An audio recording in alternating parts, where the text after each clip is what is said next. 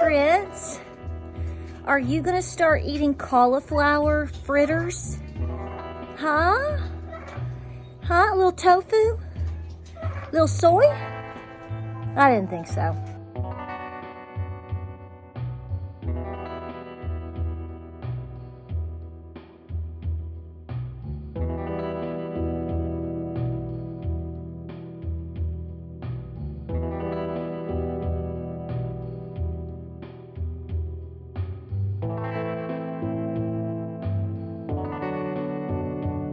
So, good morning, guys. Welcome to Appalachia's Homestead. We're going to have a quick talk here. Listen to me right now.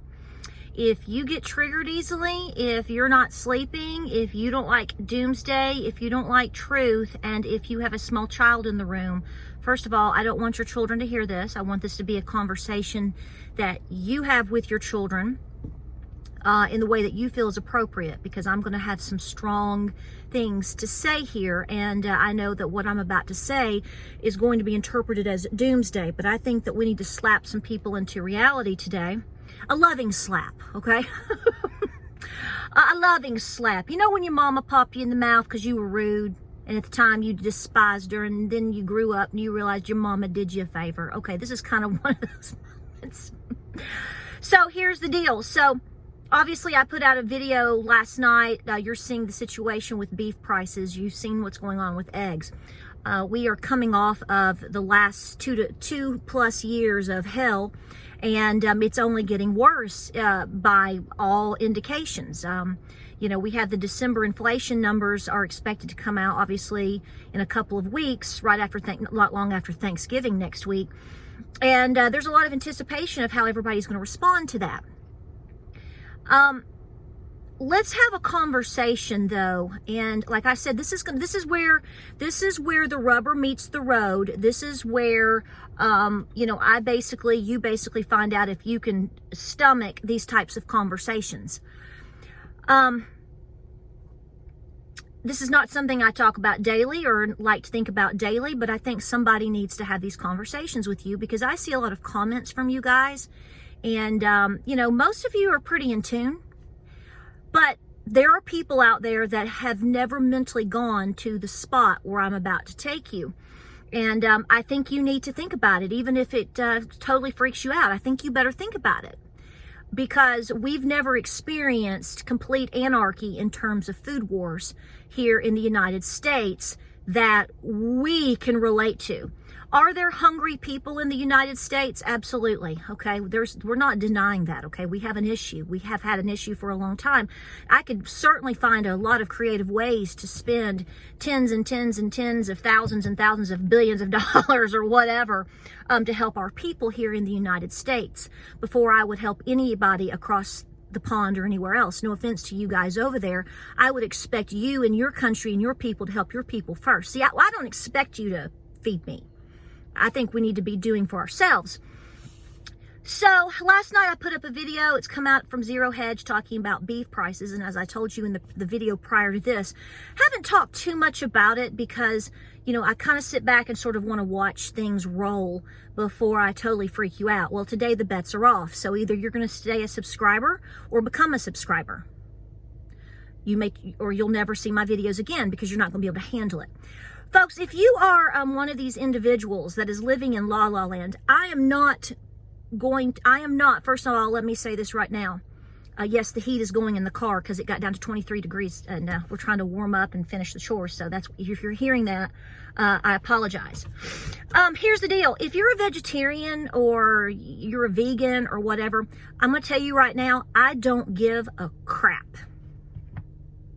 I'm being blunt here. This is why I'm telling you, get ready. I'm going to be very blunt, and with a manner. I'm going to use manners with a lot of bluntness here, and I don't want any kids in the room. If you choose to not eat meat, if you want to eat fish versus you don't eat eggs, and sometimes you eat cheese, and you prefer soy milk over almond, I don't care. But I think you better realize what's going on. Now, I always see a certain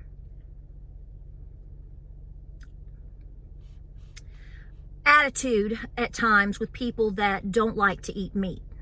I think that's really dumb, because if you really think about it, you should really be having the attitude right now of, if these people want to eat, sausage gravy, you better let them, because you know what's going to happen. Do you understand? And I know this is going to sound very condescending, and I apologize for that up front. I'm concerned, so I'm just trying to joggle your brain here, joggle your emotions, make you sweat a little bit. If you were to suddenly tell the world that pretty much they're not going to be eating sausage, beef, eggs, and you don't even necessarily have to just yank it off the market and tell them they're not allowed to eat it, which good luck with that, right? But just go with me here. If you were to suddenly, let's say you make it scarce and so expensive that most people have to then choose, or are forced to choose, to become more of a vegetarian, what do you think that's going to do to your food prices? I think it's really cute and fun, and definitely important for us to talk about rationing, cutting back things, and being creative with our meals. But when the rubber hits the road and you get down to the brass tacks of it, when you take a massive portion of food from the food supply chain and you yank it from the majority of people walking on the planet, we're going to want to eat. So what do you think is going to happen to your spinach at Whole Foods? What do you think is going to happen to your tofu? What do you think is going to happen? I'm really, really serious here.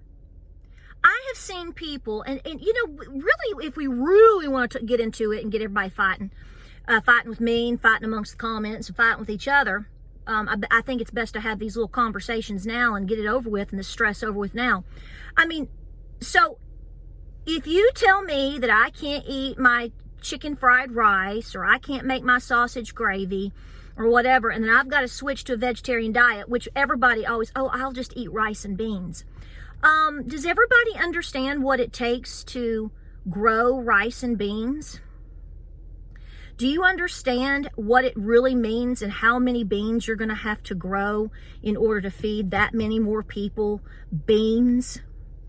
I don't mean to sound like the butthole of America, of East Tennessee here, but I think that it's really ignorant for people to sit around and talk like that, because have you ever tried to grow a year's worth of dried beans? I'm not talking about green beans. You really can't survive off of green beans alone. They don't have enough protein. You need like pinto and so if you have to just, grow beans and dry them, and then you shell them, and then you put them away, do you know how many acres of beans you're going to have to grow? I'm sorry to sound like a butthole again, but do you even have land? Where do you live? Do you live in a condo? Do you have enough space in your little garden plot out behind your condo to grow enough beans to even fill one crock pot meal in 1 year? I seriously doubt it. So here's my point. So a lot of these people that are kind of smug and talk about, well, I'll just do this or I'll do that. Whether they mean to be smug is irrelevant. It's being smug, and it's really being stupid, because here's where I'm going with this. People don't understand the delicacy and how delicate the food supply chain is.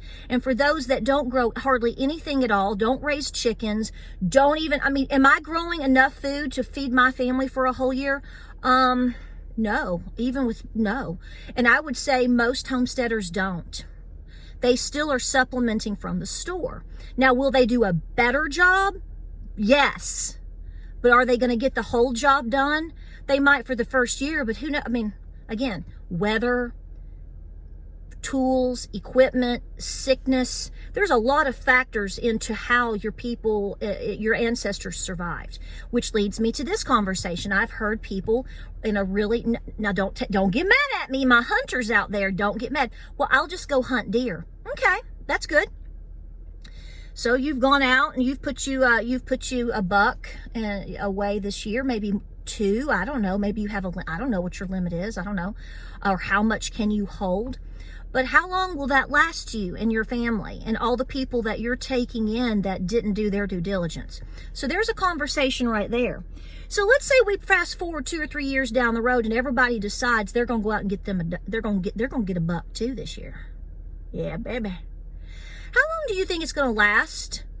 How long do you think the deer population or the bear population or the possum population, for that matter, because it's going to get to that point, how long do you think these populations of animals are going to last when all of us decide that we have to start hunting again? Because again, there's always this smug behavior of well, I'll just go get my own. Well, that's great. Maybe you will today, and it's wonderful that you know how, but I want you to think down the road. Here's where I'm going with this. Whether you're a vegetarian, whether you're a vegan, whether you're just a regular old Walmart shopper that gets everything from Walmart, Kroger, or whether you're a hunter, whether you're a hunting, fishing, loving every day, when you yank the major and massive food supply sources, whether you eat them or not, whether you like them or not, and you yank them from the majority of walking, living, breathing people, how is that going to impact you and your food supply and the choices that you make? Can we improve the way things are done all the time? Absolutely. I'm not arguing that, okay? Whether, because somebody's going to come in and say, well, I don't like the way they factory farm this. And I totally agree. I mean, that's not what this conversation is about. Don't even go there. I'm not even going to entertain comments like that. I'm simply saying that when you say, I guess I'll just, well, that's fine. I guess I'll just make all my cakes with applesauce. Well, do you have an apple tree, sweetheart?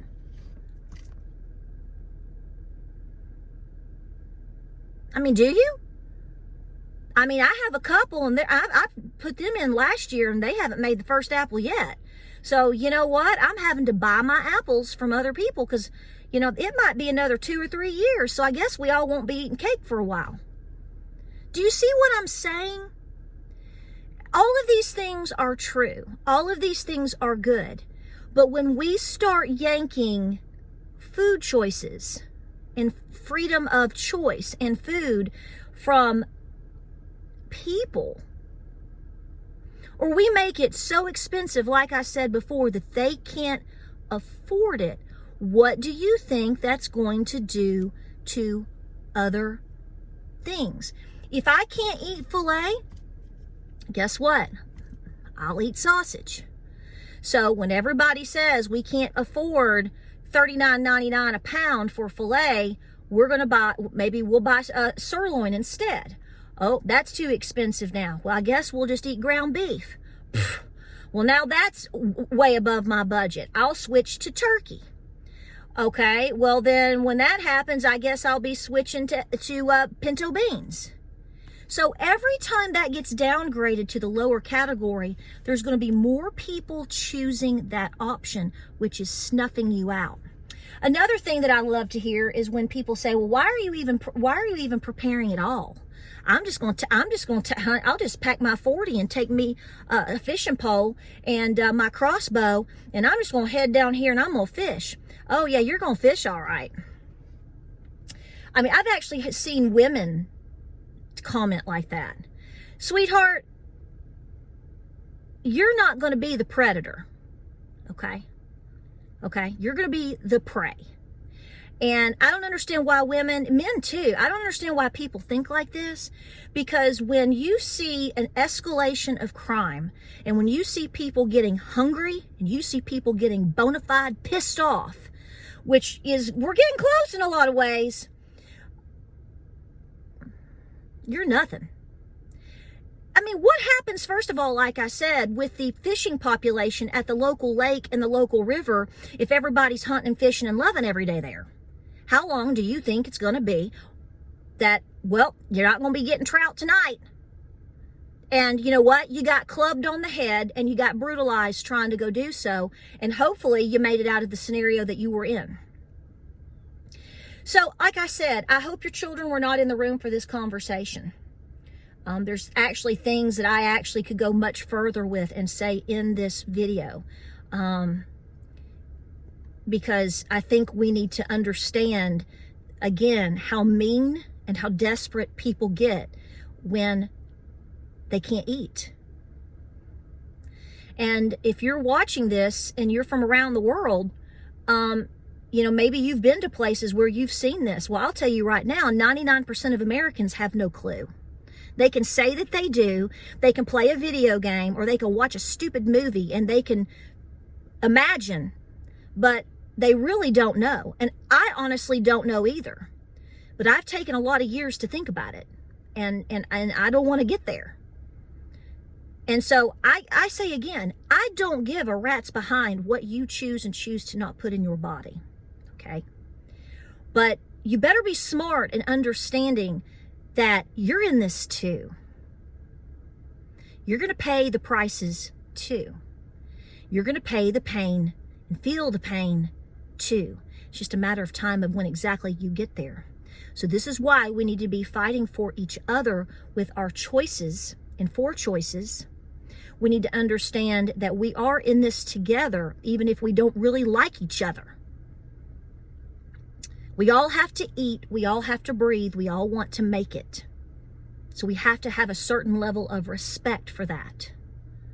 So I say again, if you're not preparing and you don't know how to grow the first thing in your backyard, I would be zipping my lippa.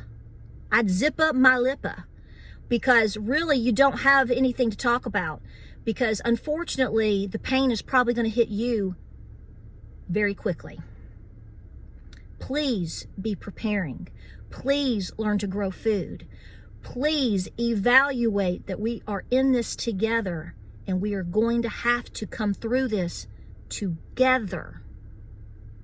When I can't eat a hamburger and I can't feed my baby, what's going to be happening to you and yours? All of this pressure from this side is coming down on you. Like it or leave it. It's what I know. It's what I believe. And I think it's what we're going to find out to be true if the madness doesn't stop. We've got to get off the clown car. Like, subscribe, and share. I hope you are healthy. I hope you are well. I hope you are warm. I hope you are fed. And I hope that you are prepping like hell. We'll see you on the next video. Okay, you need to go back over and chase some girls, okay? Yeah. Grass is not greener on the other side. That is a lie. You ready? You need to go back over too. This is, yeah, this is a dumb move.